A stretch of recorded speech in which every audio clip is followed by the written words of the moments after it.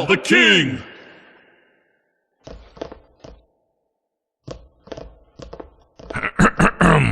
Welcome to Battle Chess. This is the tutorial, and I am the king. The land you see around me is my kingdom and my battlefield. Two opposing forces meet on this battleground, but only one can be victorious. There can only be one true king. In early Indian warfare, battles were decided by the death or capture of the king, and this principle was transferred to the chessboard when the game was invented in the early 7th century. As king, I am the most important of all the chessmen. In fact, I am the only indispensable man on the battlefield. But it's not easy being king. In times of war, I have to manage the defense of my realm without playing too active a role that would expose me to danger. My safety is of the utmost importance. Without me, my kingdom is nothing, and all my subjects would be out of a job. In the beginning of the game, I usually play a defensive role, but in the end game, I am more likely to use my considerable striking power to defend my realm when necessary, except when I'm castling, which the Rook will explain later. I can only move one square at a time in one direction. In medieval times, it was said that the king's move and power of capture are in all directions because the king's will is law. However, a king doesn't get to be my age by doing stupid things. So, I never moved directly into a clear line of attack from an enemy piece. Such a movement would put me in check, which is an immediate and direct threat to my existence.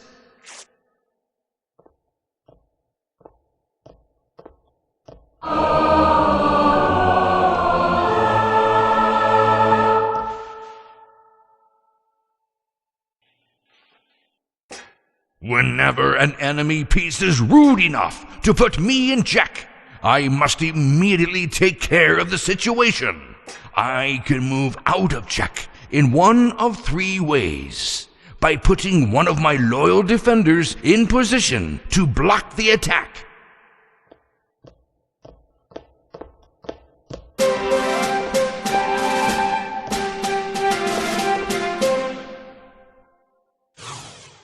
by moving to a safe square,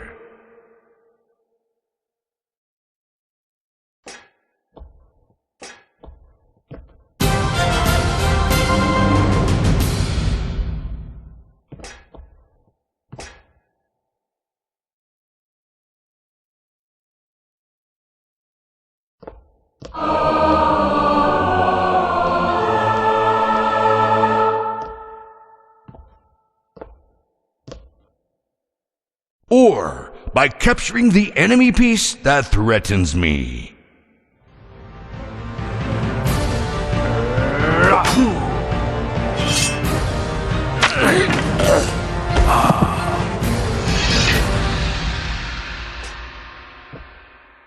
At the end of most chess games, a situation occurs which is known as checkmate.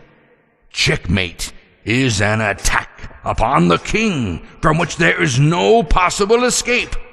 While a check is merely a threat to a king, a checkmate is the pronouncement of his certain doom. For example, this is a checkmate situation.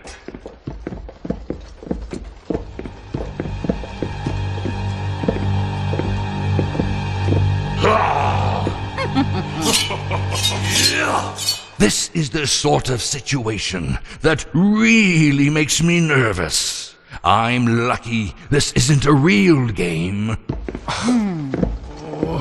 Sometimes the two opposing chess kingdoms can become so exhausted from their tactical and strategic maneuvers that neither one can annihilate the other. In that case, no winner can be determined, and the game ends in a draw. This is frustrating for everyone, but it doesn't happen often. It may interest you to know that two kings can stand on a chessboard in 3,612 legal positions. However, even though I am powerful, it's not safe for a king to stand around by himself. One final note about the movement of the king, which hasn't changed much in 13 centuries, is that he can capture a queen, but he can never get close enough to threaten her. However, a queen can constantly threaten and harass the king. Nag, nag, nag, nag, nag. All the time. She never lets me get any peace. Now, if you'll excuse me, I have to go pass a few laws and tax a few peasants.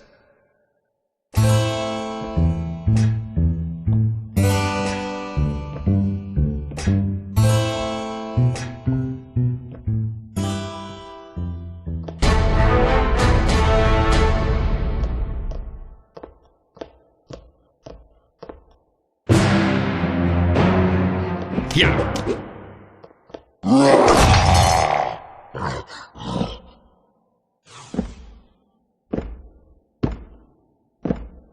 I am the Rook. My name comes from a Western Arabic word that means chariot.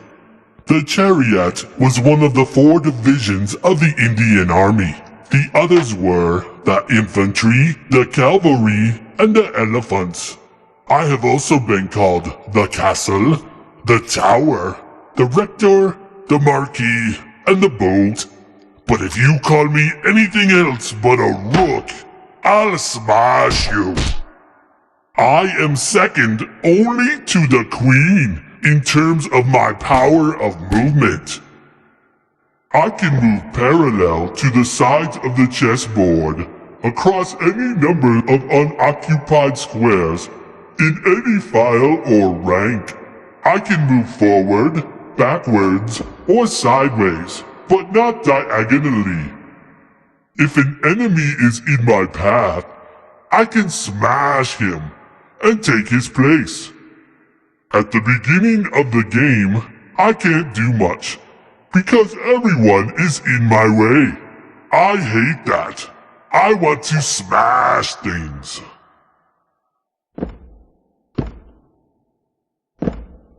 I'm best at controlling long open lines of squares. I am most powerful when I work as a team with my brother Rook, who starts the game at the opposite end of the board from me.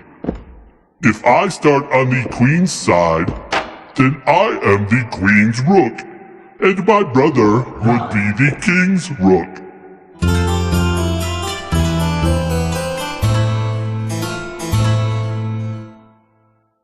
Pay attention, because I am going to demonstrate castling, and I am only going to go through it once.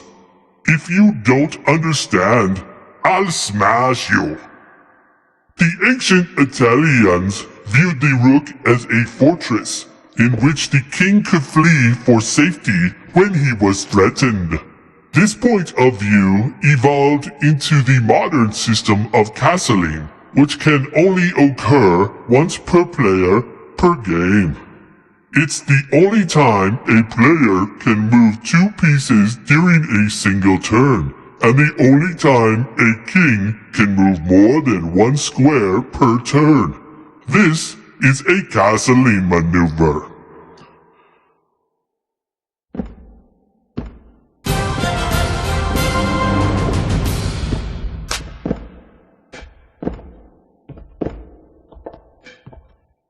This move usually provides more safety for His Majesty and puts me in a better position to bust some heads.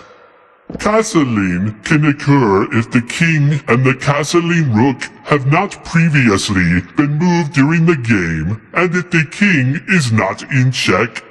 Obviously, the squares between the king and the rook must be unoccupied.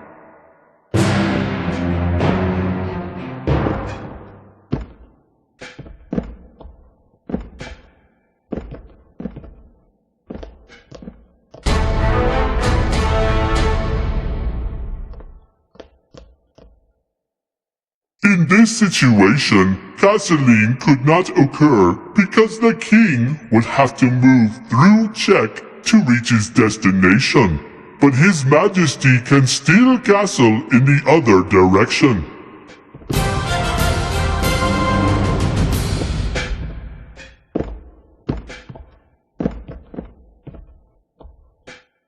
Castling occurs in about 95% of all chess games. And in 90% of these games, the players castle with King's Rook because there are fewer pieces to move out of the way. And that's all there is to it. It should now be obvious to you that a rook laughs at danger. I scared the pants off of most other chess pieces. Entire armies break like crashing waves against me, leaving me unharmed. I fear nothing. Yoo-hoo. Well, almost nothing.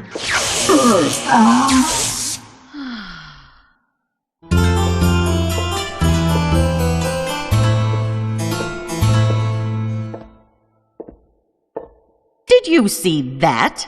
I almost broke a fingernail. The king kept me awake with his snoring all last night, so I'm kind of in a bad mood. Anyway, I'm the queen. I'm the real power behind the throne, and in front of the throne in this game.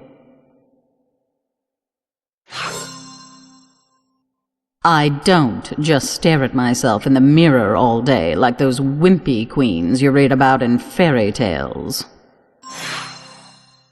I'm a warrior queen. I go out and do all the real work while the king sits around the castle passing laws and taxing peasants. I can fight any other piece in this game and beat the stuffing out of them, despite what that egomaniac Rook may have told you. In the early versions of chess, there was no queen on the chessboard. Obviously, this was a major mistake. Once I was introduced to the game, I gradually took on more power until about 1490, when I developed the ability to move in all directions as the most powerful piece on the board. I can move in a straight line in any direction over as many unoccupied squares as I desire. If anyone dares to get in my way, I blast them out of their shoes and take their place on the board. So, I essentially have the combined movement power of a rook and a bishop. I am the most effective when I have plenty of room to work in, since I can control so much territory at once. Now, you might think it would be a good idea to get me out on the board early in the game and use me for almost everything. But it's not a good idea to rely too heavily on any one piece, since combinations of pieces are required for a good game. Besides, I'm also a big target when I'm out walking around alone without any protection, and you don't want to lose me if you can avoid it. Now let's talk about the pawn promotion, which is sometimes known as queening. If you manage to get one or more of your pawns all the way across the board to the 8th rank, that pawn is transformed into a more powerful piece, which is usually a queen. If you get 8 pawns across the board, you could get 8 new queens plus your original queen, although that would be pretty unusual. The original idea was that the infantry private who survived all the hazards of the battlefield had earned a promotion to an officer's rank.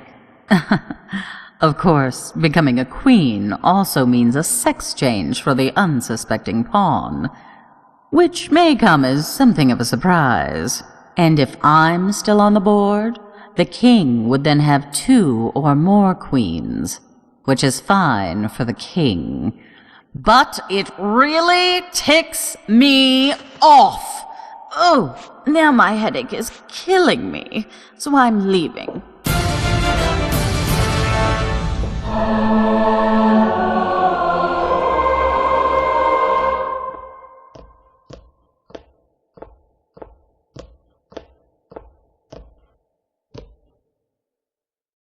I need no introduction. I am the holiest piece on the board. I can harness ancient powers to dispose of enemies in my path. I can move forwards or backwards diagonally any number of unoccupied spaces. I cannot move forwards or backwards parallel to the sides of the board like that lumbering rook.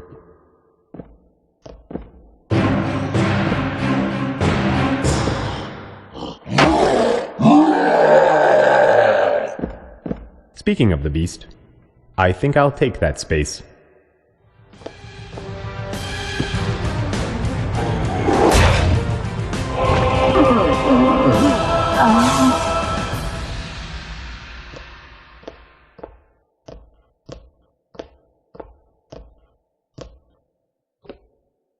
Now that you've seen my power, I must caution you to use me wisely. Depending on whether I am on a light or dark square, I will only be able to move and attack others along the same colored square from which I start. A wise tactic would be to protect me by placing pieces around me on squares of a color which I cannot move.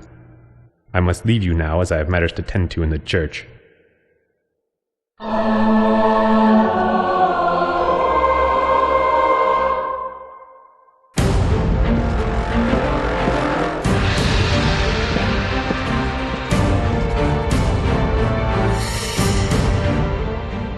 I am the knight, and I have a question for you. Have you ever heard of hippophobia? It sounds like a fear of hippos, doesn't it? Actually, it's applied to chess players who fear the presence of enemy knights on the chessboard. These players take great risks for the sole purpose of getting those enemy knights off the board. Hippos comes from the Greek word meaning horse. In many countries, the knight is still known as the horse, and many chess sets represent the knight as a piece shaped like a horse. My usual L-shaped move is intended to symbolize the action of mounted troops on the battlefield. I attack the enemy as they pass, rather than in front, and leap over obstacles in a bound, unable to stop in mid-leap. From my starting position, I move 2 squares along the same rank or file, and then 1 square to the right or left. I can make this move regardless of any pieces that may be in my way, friendly or hostile, as long as my destination is not occupied by a friendly piece. Enemy pieces are taken like this.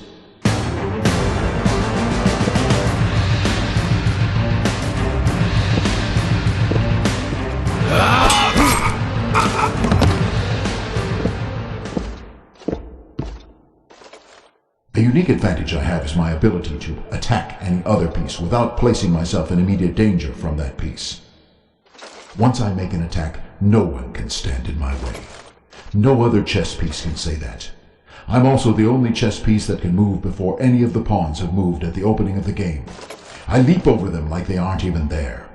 You'll find that I am most valuable in cramped positions and when there are a lot of other pieces on the board. I'm not one of those wimpy pieces like the bishop who prefer to work at long range. I like to get in close, where I can see and smell my enemy and to make him nervous with my presence. At various times I have been referred to as the clown of the chessboard, the terror of the chessboard, the jumper, the boogaboo of the beginner, and the practical joker. Now I believe this lowly pawn would like to say a few words.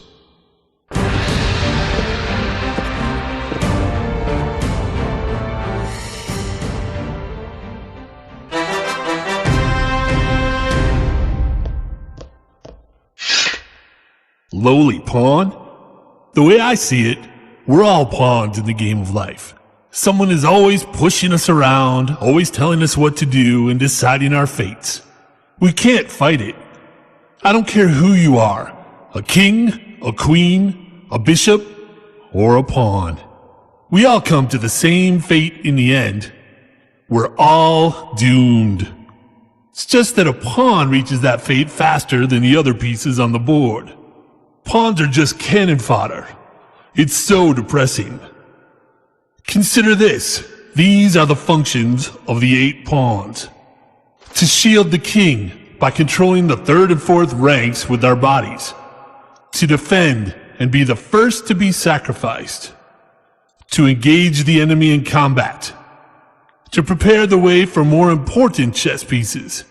And if we're really lucky, to struggle forward to the 8th rank for a battlefield promotion.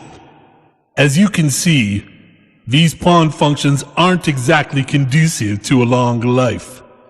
Have you noticed you never see a gray-haired old pawn? Huh, now you know why. The word pawn is derived from peon, which means laborer. In 15th century England, the 8 pawns were carved to represent different trades. The rook's pawns represented farm workers. The knight's pawns represented stone, iron, or woodworkers, or keepers of the king's highway. The bishop's pawns were notaries and innkeepers. The king's pawns were merchant bankers. The queen's pawns were physicians. Those were the days when we had better lives. Then, in the 18th century, all pawns were made to look identical, and we lost our individuality. Now it's more like being in the army. Let's talk about my movement. Either because we are brave, or because we are stupid. Pawns can only move forward into unoccupied squares, 1 square at a time. We never retreat, so a bad pawn move can't be corrected. However, the first time a pawn is moved, he has the option of moving forward 2 squares. When I take an enemy piece, they have to be waiting for me in one of the 2 squares diagonally ahead of me. I can't take a piece that's directly in my forward path. This is supposed to resemble a soldier slaying his enemy with a sideways thrust of his sword. Baby, let's see if you can take me. What about your husband, the king? He's not here. Forget about him. I want you. This is some kind of trick, isn't it? You're my sworn enemy, Your Majesty. You'll never know, unless you take a chance and come on over here. It's your move. I'll show you a good time.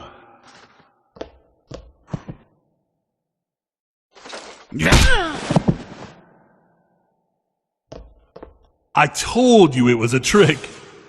Anyway, the pawn's motto is, United we stand, divided we fall. Pretty clever, huh? I just made it up. But the biggest pawn weakness shows up when the pawn gets isolated from its fellow pawns. Isolated pawns are easy prey for enemy attacks. However, you'll notice that the more powerful pieces usually retreat when faced with a pawn attack. A queen is as strong as 8 pawns, but she will normally retreat when attacked by 1.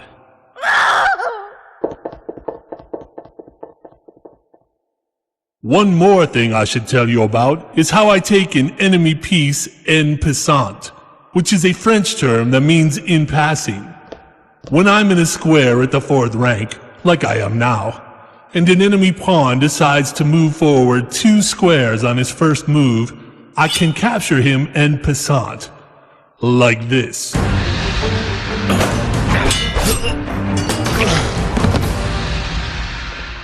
There are times when you won't want to make an en passant capture, so this is an optional maneuver.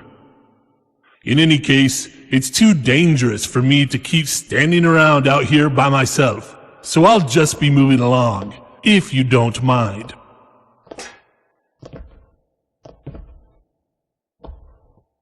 There's a lot more you need to learn about chess than we can possibly tell you about here, but you should know enough now to get started. And what's my advice? Avoid losing, and that way you always win.